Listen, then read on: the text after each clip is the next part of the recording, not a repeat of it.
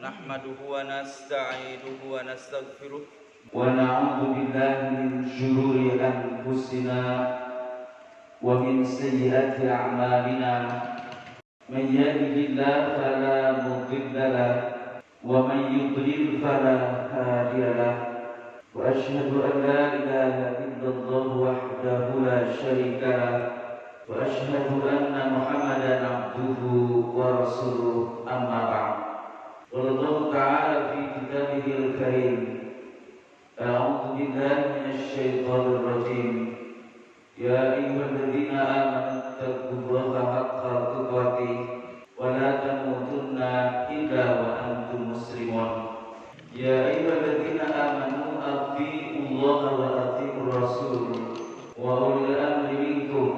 Fa in tanaza'tum fi syai'in farudduhu ila Allah wa rasul. In kuntum tu'minuna billahi wal yawmil akhir, dzalika khairu wa ahsanu ta'wila. Wa qala Rasulullah sallallahu alaihi wasallam, inni taraktu fikum amrayn lan tadillu ma tamassaktum bihima, kitaballah wa sunnata nabi. Hadirin hadirat iman, jamaah Masjid Al-Mu'min yang saya hormati, sidang salat subuh dan wabul ilmi yang insyaallah dimuliakan Allah Subhanahu wa taala. Sesungguhnya segala puji hanya milik Allah semata, yang kita senantiasa memohon pertolongan hanya kepadanya. Kita senantiasa memohon ampunan kepadanya dan senantiasa berlindung kepadanya dari segala keburukan dorongan hati dan hawa nafsu kita, serta berlindung kepadanya dari segala kejelekan amal perbuatan kita. Barang siapa yang diberi petunjuk oleh Allah karena senantiasa membuka hatinya untuk menerima hidayah petunjuk Allah, maka tidak ada seorang pun yang mampu menyesatkan dirinya. Dan barang siapa yang disesatkan oleh Allah karena senantiasa menutup hatinya untuk menerima hidayah petunjuk Allah, lalu Allah biarkan dia dalam kesesatan sesuai dengan pilihannya, maka tidak ada seorang pun yang mampu memberikan petunjuk hidayah kepada dirinya. Saya bersaksi bahwa tiada Tuhan yang berhak disembah, ditaati, dipatuhi segala perintah dan perintahnya, kecuali Allah yang satu, yang esa, yang tunggal, tidak ada sekutu baginya. Dan saya bersaksi bahwa sesungguhnya Muhammad adalah hamba dan utusannya. Allah Subhanahu wa taala berfirman, wahai orang-orang yang beriman, hendaklah kalian bertakwa kepada Allah sebenar-benarnya takwa.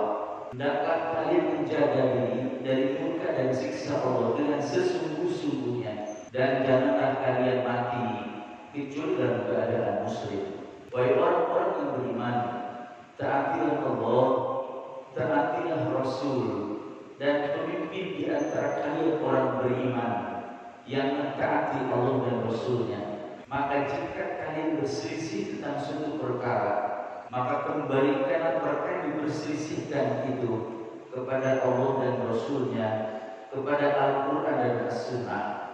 Jika kalian beriman kepada Allah dan hari akhir, yang demikian itu lebih baik dan lebih bagus akibatnya. Rasulullah Muhammad sallallahu alaihi wasallam bersabda, sesungguhnya aku telah meninggalkan pada kalian dua warisan.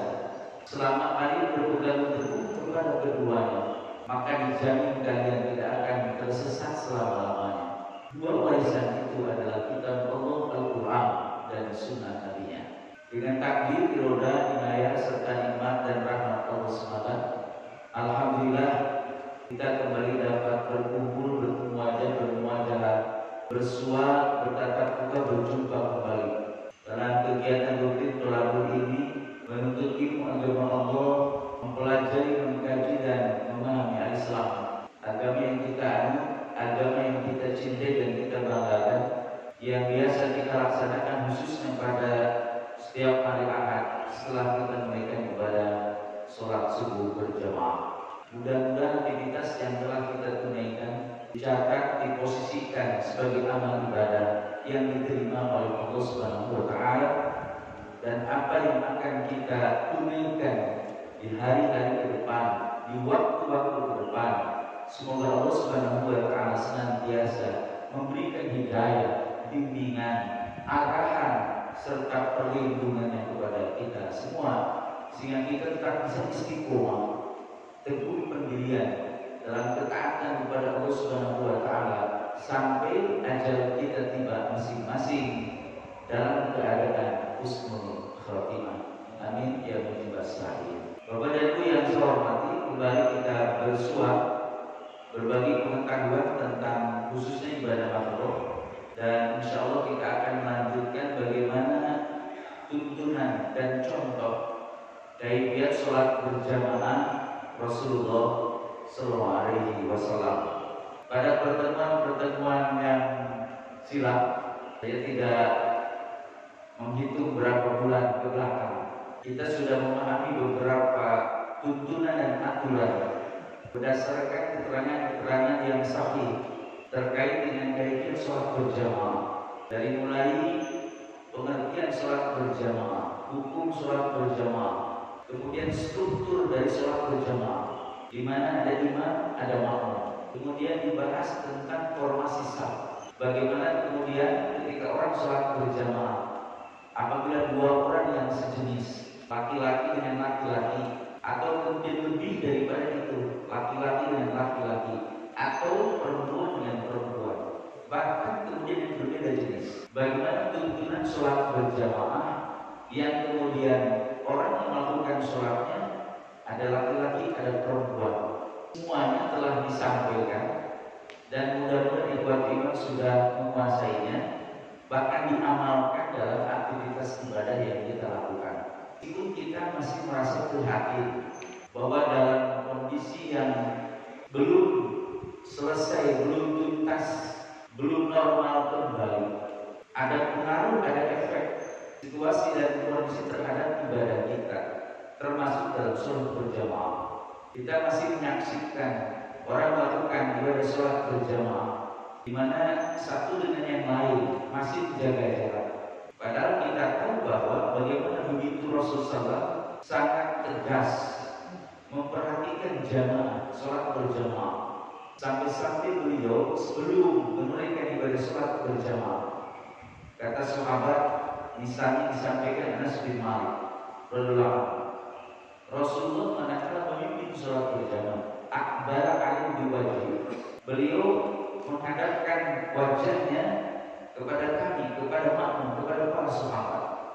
Rasulullah tiba-tiba memperhatikan keadaan makmumnya, lalu kemudian beliau mengatur safnya, mengatur saf barisan makmumnya. Bahkan kemudian beliau bersabda, aqimu sufuwakum, luruskan saf kalian, tarasu wa'tadilu, rapatkan dan luruskan saf kalian.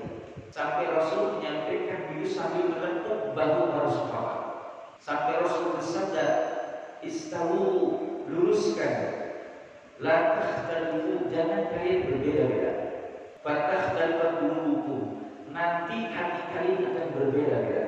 Dalam hadis lain, fatakhtalifu wujuhukum, maka wajah kalian akan berbeda-beda. Sehingga ketika ada seorang makmum yang posisi badannya itu lebih depan daripada yang lainnya, maka Nabi dorong supaya meluruskan dengan teman di sampingnya. Bayangkan ibadah di mana di sekeliling kita, bahkan mungkin di dunia ada imam yang sampai seperti itu memperhatikan sebelum melakukan ibadah sholat berjamaah, betul Pak? Sampai kemudian posisi tubuhnya itu itu disesuaikan dengan posisi saf yang benar oleh imamnya. Terkadang mohon maaf, tidak sedikit imam itu yang ketika memimpin sholat berjamaah sudah saja menghadap kiblat. Ketika menyuruh jamaah luruskan safnya, ya sambil menghadap ke kiblat. Rasulullah beliau menghadapnya kepada makmum, bahkan belum menyampaikan alasannya. luruskan saf kalian, rapatkan saf kalian, karena sesungguhnya kalian itu berada di belakang bumbu. Maksudnya adalah kalau sudah sholat itu dilaksanakan, Rasulullah sebagai imam sudah tidak bisa mengatur. Maka sholat berjamaah menjadi rapi ketika makmum itu sejak awal merapikan safnya. Dan lebih daripada itu, makmum menjaga pengetahuannya tentang kaifiat sholat berjamaah. Karena ketika sholat berjamaah sudah berjalan, maka makmum itu harus mengatur dirinya sendiri. Maka bisa dibayangkan oleh kita, ketika melakukan sholat berjamaah, sholatnya menjadi rusak disebabkan karena makmum tidak paham terkait dengan kaifiat sholat berjamaah. Bagaimana dari Allah? Itu semua sudah kita bahas, sudah kita sampaikan, dan mudah-mudahan itu sudah dikuasai. Bahkan kita juga sudah membahas tentang beberapa kasus kalau takdir buat iman melaksanakan sholat berjamaah diatur sejak awal. Nah, ini sering terjadi orang ketika melakukan sholat karena tidak ada temannya pada awal, dia sholat sendirian. Lalu kemudian datang orang lain yang kemudian ikut bergabung untuk melakukan sholat berjamaah, menemani orang tersebut. Bagaimana Imam Allah? Dan itu masih banyak orang tidak paham. Kan orang itu sudah duluan sholat kan, yang dijadikan oleh imam oleh orang yang datang kemudian. Artinya bahwa kemaslahatan, keberesan, kebaikan, kerapihan, ketertiban sholat berjamaah pada saat itu tentu juga sangat ditentukan oleh si makmum itu. Tapi iman ada tuntunan Nabi bahwa ketika seorang yang kemudian dijadikan imam oleh seseorang, ini baru berdua kasusnya bagaimana? Maka kemudian ketika makmum katakanlah satu belum paham tentang kaifiat tuntunan cara sholat berjamaah yang benar, atau bisa jadi dia punya pemahamannya begitu. Kalau sholat berdua itu dia jauh dari imam, ataupun kalau dekat tiba-tiba menjorok sedikit ke belakang si makmum itu, maka dicontohkan oleh Nabi ketika Rasulullah itu sholat sendirian, lalu ada sahabat yang ikut, lalu kemudian dia salah berdirinya. Sahabat itu berdiri sebelah kiri Nabi, sejajar, tidak menjorok sedikit ke belakang, sejajar. Dilihat dari hal itu sudah benar, tapi posisinya keliru. Maka Nabi kemudian memindahkan sahabat itu ke sebelah kanannya. Ini memberikan pelajaran kepada kita bahwa ketika kasus seperti tadi terjadi, ada makmum yang belum paham atau pemahamannya begitu iman, maka seorang imam mengkondisikannya. Pak, kalau dalam kehidupan keseharian kita kan, mohon maaf ya, kadang ada orang berantem nih Pak, ini dua-duanya ngotot Pak, gitu kan, samanya gitu, kan gak selesai ya Pak ya. Ada orang berpikir bahwa dia yang harus duluan, kan gitu Pak. Kata dia, ya dia lah yang harus duluan, gitu Pak. Kan debat lagi supaya dikiamat dia. Nah, ketika kemudian ada orang yang mengerti, maka dia harus lebih dulu supaya kemaslahatan terjadi, kerukunan terjadi. Jadi mana? Maksudnya dikaitkan kepada yang tadi, kalau ada sholat berjamaah imam makmumnya tidak mengerti, maka imamnya harus berbuat. Jadi mana? Seperti yang dilakukan oleh Rasul, gitu Pak, mengkondisikannya supaya sesuai dengan aturan.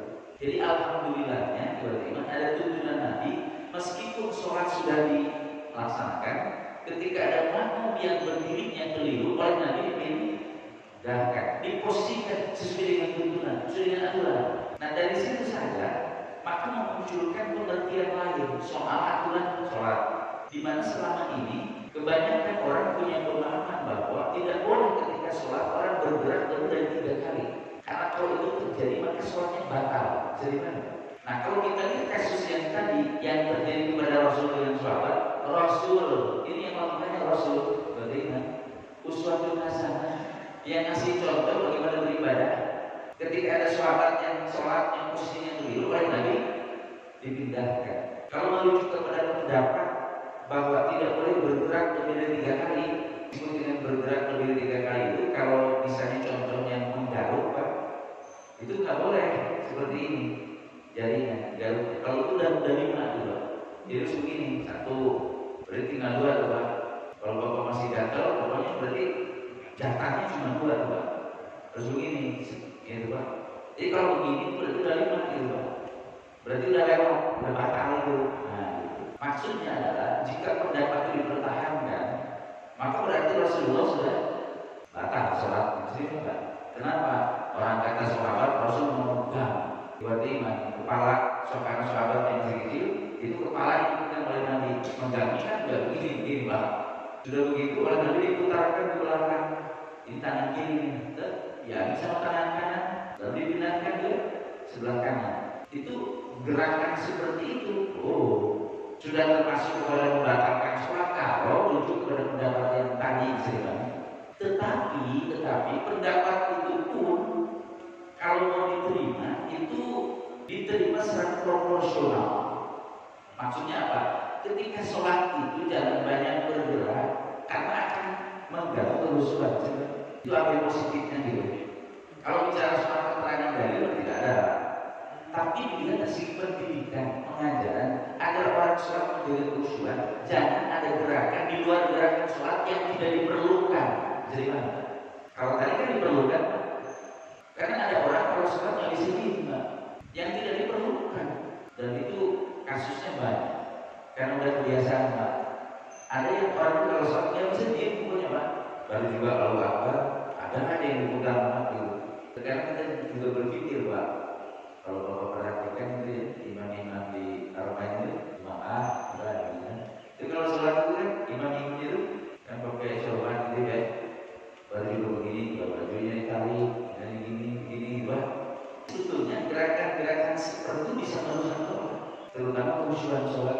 Sampai waktu dari Rasulullah di masa Nabi ini juga Pak yang aneh terkadang. Kenapa aneh? Sesuatu yang dilarang Nabi malah dikerjakan. Aneh Pak. Padahal dia itu melarang dulu, tapi sekarang banyak orang mengerjakan. Contoh, kata Rasulullah, ada sahabat ketika mau sujud itu rambutnya disingkirin Pak. Kata Nabi biarin, gak usah begitu, biarin. Justru dulu di masa Rasul ada orang sholatnya begitu, bisa Pak. Oleh Nabi biarkan, gak usah begitu, bisa Pak. Karena kalau begitu terus berarti ada gerakan di luar gerakan sholat yang terus menerus, bisa Pak. Dan itu menjelaskan kepada kita bahwa tidak apa-apa kalau ada rambut yang menghalangi telinga kita ketika sujud, itu sah. Apa kemudian cara berpikirnya? Ya kalau itu tidak sama, itu sholatnya jangan pakai celana panjang, semua pakai celana pendek. Betul Pak? Karena Bapak ketika sujud, kita harus nempel. Nah yang nempel kan celananya Pak. Betul Pak? Sarungnya yang nempel, bukan lututnya, betul Pak? Rambut masih satu lembar dua lembar perlu Pak. Ini mah full Pak. Sedih banget. Jadi cara memahaminya mudah sebenarnya. Tapi kan di masyarakat terkadang itu jadi persoalan luar biasa. Oh itu nggak sah. Ya gimana nggak sah? Kalau itu nggak sah, aku sholatnya nggak usah. Ibu-ibu apalagi, nggak bisa aku sholat di masjid Pak. Ya khawatir kan pas mau sujud kita hari yang langsung lututnya harus nempel, betul? Nah jadi itu mengajarkan kepada kita bahwa udah biarkan kalau memang begitu. Kalau nggak mau begitu dari awal pakai peci, pakai imamah, pakai penutup kepala supaya rambutnya enggak begitu cara berpikirnya. Kalau khawatir ada rambut yang mengalami, kalau berpikirnya begitu, jangan sudah tahu rambutnya sokon gayanya begitu Pak. Ketika sujud gitu ya, atau kemudian kayak orang ya, rambutnya begitu, terus kemudian udah tahu begitu berarti di sini kita tidak usah biarin aja. Bagaimana dari Rasulullah? Nggak aneh di masa Nabi ada yang begitu. Terus kata Nabi biarin. Malah sekarang banyak orang kalau dulu jadi. Yang kedua, ada sahabat yang ketika sujud sama hampir mirip, tapi bajunya itu Pak. Jadi pas sujud bajunya jadi sujudnya di atas bajunya, kata Nabi itu biarin.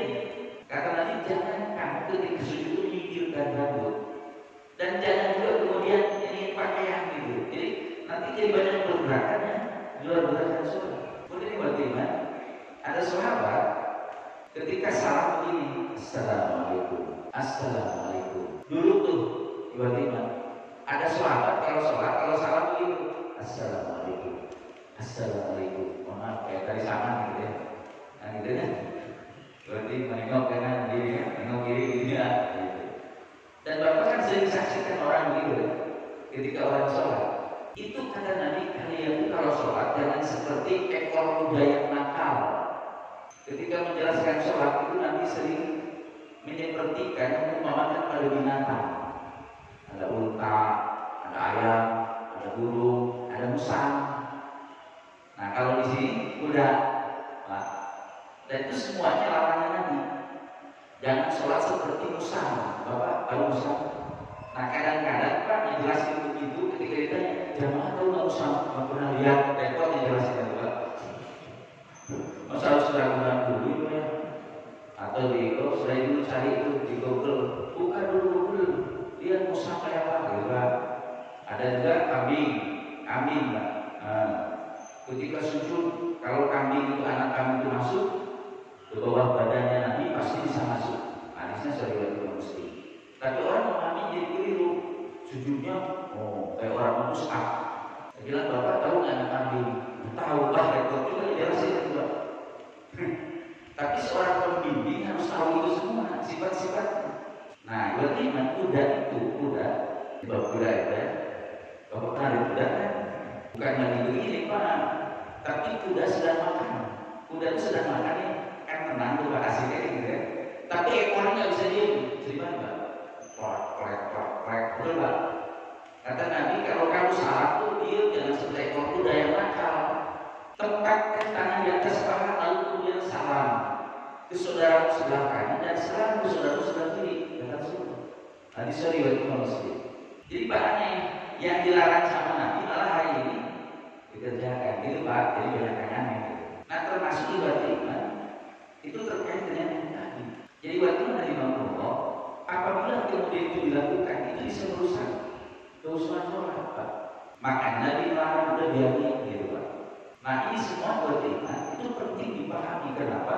Karena ibadah sholat berjamaah bisa jadi rusak ketika imam atau makmum tidak memahami aturan sholat.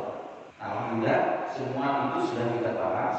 Bahkan kemudian kalaupun nanti di sana ada yang batal ketika imamin Pak, dia keluar dari samping kan, terus gimana dong? Disebutnya adalah pembaharuan sholat berjamaah, kan gitu. Apa harus dihentikan, dibatalin semua, kan gitu Pak. Nah itu sudah ada contohnya, di mana kemudian terjadi pergantian imam. Nah persoalannya adalah, nah ini dia kalau tadi bicara soal pendapat. Ini juga sama terkait dengan pendapat.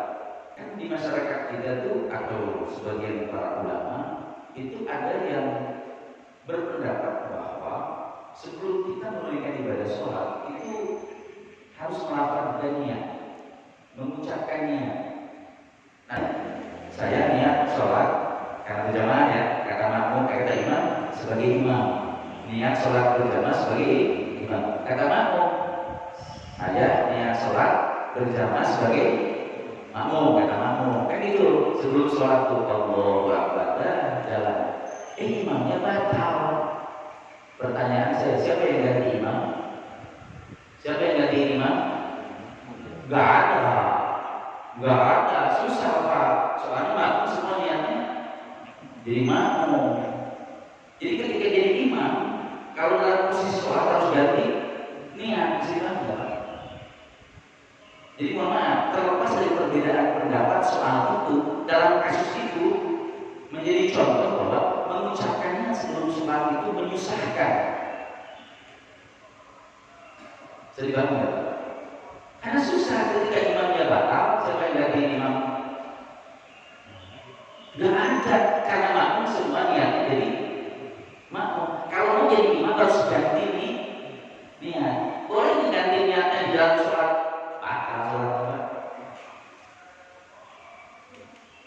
Terus kalau begitu dibatalin aja, batalin dulu kan? Dah sholat kan tidak mustahil imam yang mengganti batal lagi Pak. Terus gimana dong?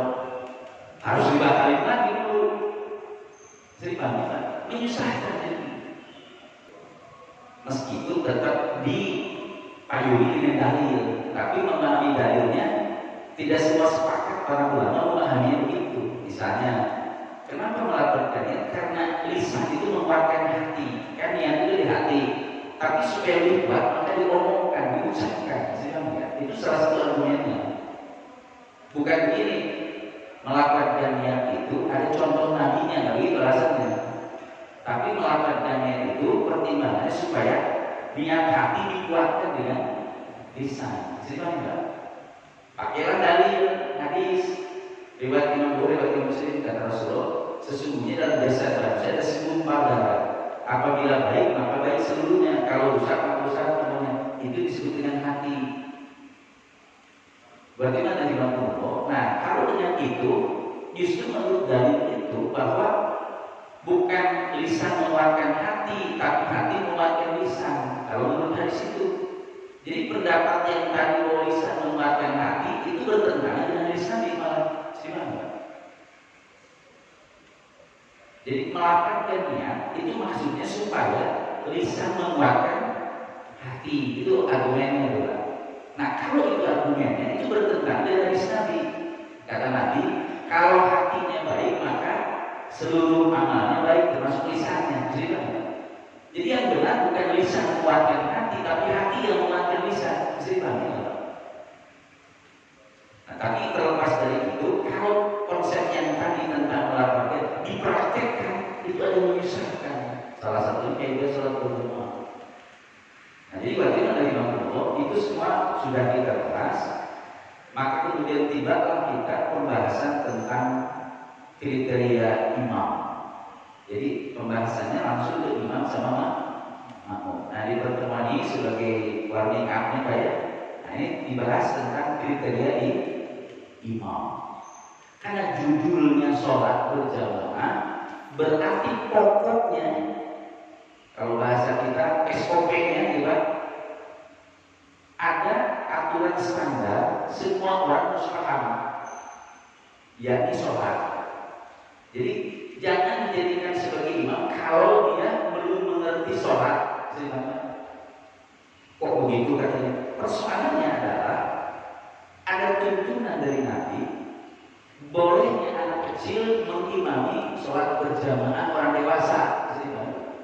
Yang anak kecil itu belum baik, tapi sudah mengerti ibadah sholat dan dia menguasai bacaan Al-Quran melebihi orang dewasa.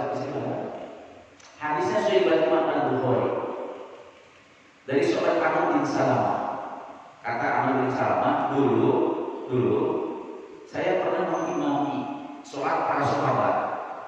Yang para sahabat itu Pak disebutnya kibarus sahabat, sahabat senior. Disebut sahabat senior karena para sahabat itu mereka yang masuk Islam dari awal, yang mengikuti perang Badar. Jadi para sahabat yang ikut dalam medan pertempuran perang Badar. Di mana? Di mana Pak? Ini luar biasa Pak. Berarti kan orang-orang yang awal masuk Islam, bukan orang yang baru masuk Islam, orang yang sudah dari awal masuk Islam. Dan bagaimana dari Rasulullah kan itu terjadi pada tahun pertama Hijriah ya, berarti karena tahun kedua Hijriah. Setahun setelah itu kan perang Uhud. Jadi perang Badar itu baru perang Uhud. Nah, waktu Nabi Rasulullah Amr bin Salamah itu kata beliau, saya pernah mengimami mereka. Bagaimana kronologisnya? Jadi ketika akan sholat berjamaah, itu para sahabat itu tahu aturannya apa. Yang jadi imam harus orang yang menguasai Al-Quran. Jadi mana? Bacaannya dikuasai, hafalnya di mana? Maka para sahabat saya itu nyari siapa di antara kita yang memenuhi kriteria kita. Cari, kita tuh, melihat anak itu maksudnya Amr bin Salamah. Maka mereka mendorong aku menjadi imam. Padahal umurku 6 tahun atau 7 tahun pada saat itu. Kata sahabat, jadi mana? Ini menjadi dalil bahwa keliru kalau ada orang berkata kalau anak belum balik itu nggak sah untuk sholat berjamaah, apalagi jadi imam. Itu kubur dengan hadis itu. Hadis riwayat Imam Al-Bukhari. Ada sahabat yang usianya 6 atau 7 tahun, namanya Amr bin Salamah, jadi imam. Makmumnya para sahabat senior. Jadi mana Pak? Nah, pokoknya di situ pertama adalah tentu dia semua orang yang beriman itu mengerti sholat. Karena ada Pak hari ini model, kalau misalnya tarawih yang Ramadan di beberapa masjid itu ada yang imamnya itu diundang dari mana gitu Pak, dari lembaga tahfidz Quran misalnya gitu Pak. Yang dihadirkannya anak masih muda. Ya, mereka kemudian hafalannya memang bagus, menguasai, tapi sholatnya tidak diperhatikan. Jadi ruku, sujud, akhirnya makmum itu memperhatikan sholatnya bukan soal bacanya. Jadi harusnya mereka yang menghafal Quran ketika menjadi imam sholat berjamaah harus mengerti aturan sholat, baik kaifiat sholat pribadinya atau juga bagaimana cara memimpin sholat berjamaah, gitu Pak. Nah karena itu maka yang paling pertama adalah tentu orang tersebut itu memahami tentang sholat, kaifiat sholat yang benar sesuai dengan tuntunan Rasul. Itu satu. Karena imam itu menjadi panutan, menjadi ikutan. Maka orang yang mengimami sholat harus paham tentang aturan ibadah sholatnya, ditambah plus dengan aturan sholat berjamaah.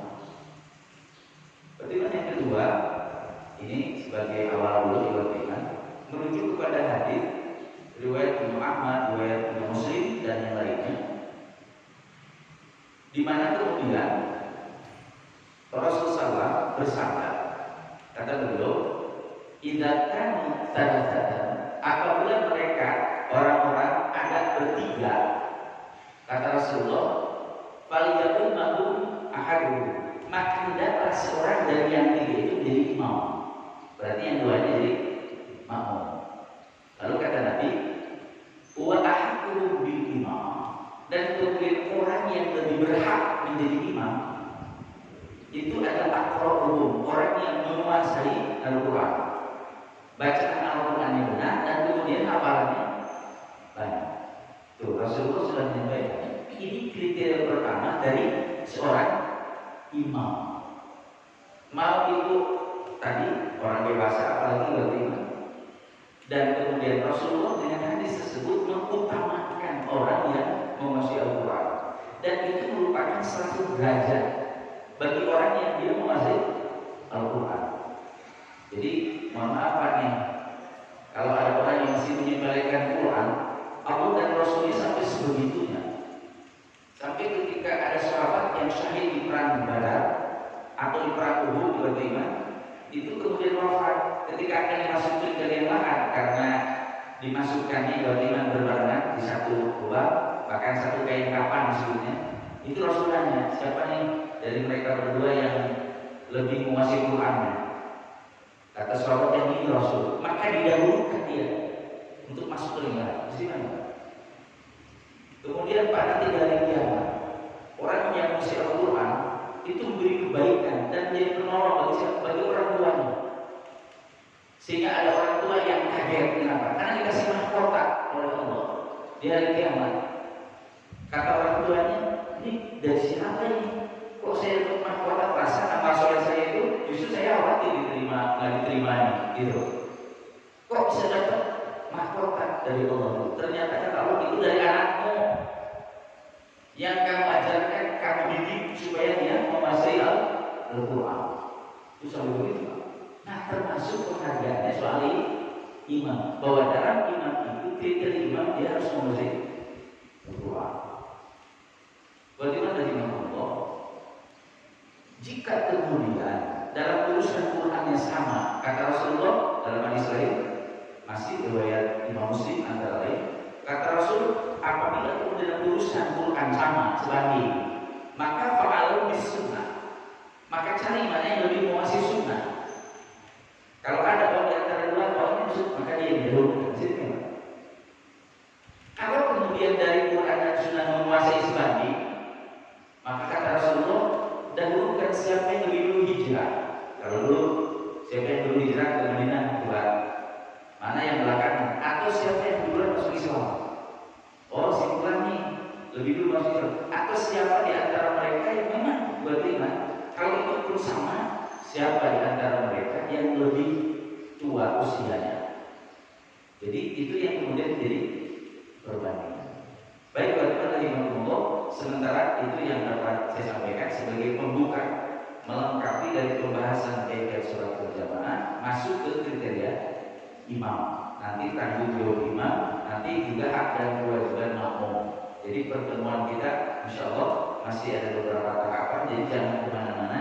Khususnya pada ahad yang ke-1, yang pertama setiap bulannya kita hadir dan kita bersama-sama kembali untuk berbagi pengetahuan khususnya tentang kaidah sholat berjamaah. Kalau al-bisawab, aku berkata wa astagfirullah.